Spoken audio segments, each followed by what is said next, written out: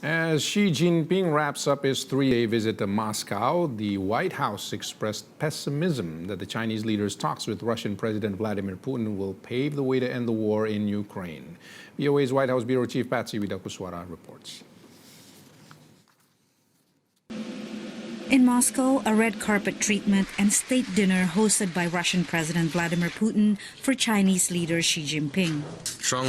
As permanent members of the UN Security Council, China and Russia will continue to work with the international community to firmly safeguard the basic norms of international relations based on the purposes and principles of the UN Charter. Xi called for a diplomatic solution in Ukraine that Putin says he supports. We believe that many points of Chinese peace plan are in sync with Russian approach and could form a basis for a peaceful settlement when the West and Kiev are ready for it. However, we're not seeing any such readiness on their part.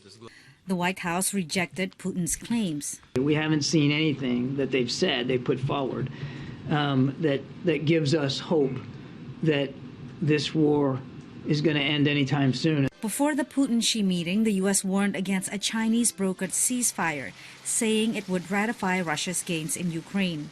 John Kirby said the U.S. would only support Beijing-brokered talks if President Volodymyr Zelensky believed they would lead to a just peace.